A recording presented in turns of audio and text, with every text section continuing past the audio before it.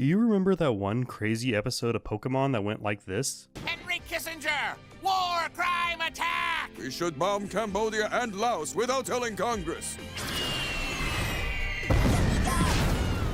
Ha-ha! Well, obviously that really isn't Pokemon, but since the fans of the series have gotten older, more and more have been looking to find a more mature version of the game that many hold dear. Whether this be in the form of being a tyrant in Palworld or having the essence of combat through this upcoming game, there is no doubt that many devs will look to use what Pokemon has left the world, given that Nintendo can't seem to get a slam dunk even though they have the perfect recipe.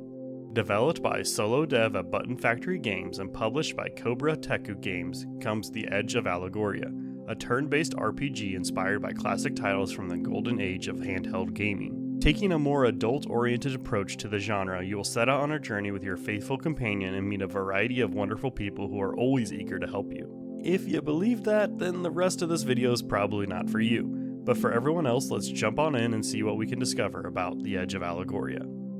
When I played the original Pokemon games, I never gave any of the team any moves that didn't outright do damage. Status effects were basically non-existent unless it came with a move. In Edge of Allegoria, however, status effects are the most vital way of handling your foes, and likely how they're going to try to handle you. These effects range from the ability to make your opponents take more damage, slowly lose health, or even grant them with a strong buff but make their percentage to hit very low. If you are hit with one of these statuses, you will be notified by not only a screen color change, but also a dynamic soundtrack, which made the first moment of this happening the highlight of the demo for sure.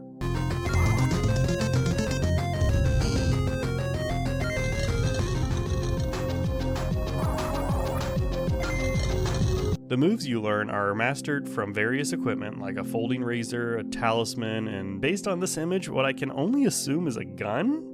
The more you use the item, the more you master it, and once it's fully mastered, it becomes part of your repertoire to use as you see fit. Another thing to master is gear, which is based on taking damage, but once mastered, you gain permanent buffs to your character. If you are beaten and haven't fully mastered the items that you have on you, you will lose all the progress and have to start the process over. Generally, you're going to master these items in a few encounters as you wander the wilderness, fighting all manner of creatures from the lowly bunnies to the fearsome bosses like a Goblin King or a dragon. The purpose of this quest is basically to get away from the literal cairn you live near, and in the process it looks like you're going to unravel a bigger plot to take over the world from an evil entity who has employed minions to do their bidding. As you venture out into the world, you encounter a variety of foul-mouthed individuals and interesting situations, like a mother who has been ensuring her safety through, let's call it, feminine charm. While I did appreciate the approach, sometimes the crudeness did seem a little much. It felt like every character was designed to be a shock factor, and when everyone's a shock factor, then no one really is. I also felt like there was some aspects that were just a little much, like the signs everywhere, and how many times you see the same line of dialogue in combat, which is kind of funny at first, but lose value after seeing them for the billionth time while you try to navigate the confusingly laid out dungeons that made me wish for a rappel-like item because it was giving me Vietnam-style flashbacks to the endless Zubat cave. Not every game is going to be fully immersive, but the amount of crudeness does make me roll my eyes like watching a Starz TV series and make me feel a lack of investment. You even encounter a meta interaction where someone complains about this exact thing only to then humiliate themselves before leaving, showing what the developer thinks about this opinion. On one hand, I can appreciate the developer's commitment to childlike adult humor, but I can also see this as an example of maybe being a little too much that takes away from the actual gameplay. Overall, The Edge of Allegoria offers an engaging time for those who aren't afraid of the childlike nature of the vulgarity on offer.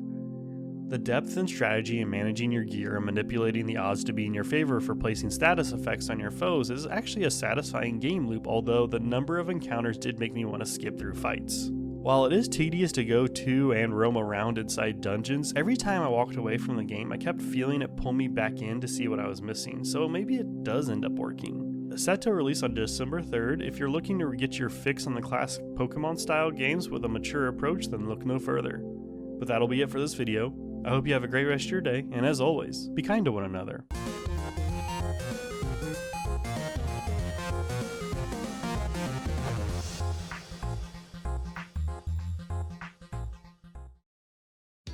Shoutouts go to Relativity, Naughty Dog as King, Chaos, and Kamikolo, alongside all those subbed to the channel. We're coming to the end of the year, so stick around for a few new styles of videos, as well as my list of games of the year and what I think you should be excited for next year. So I will see you soon.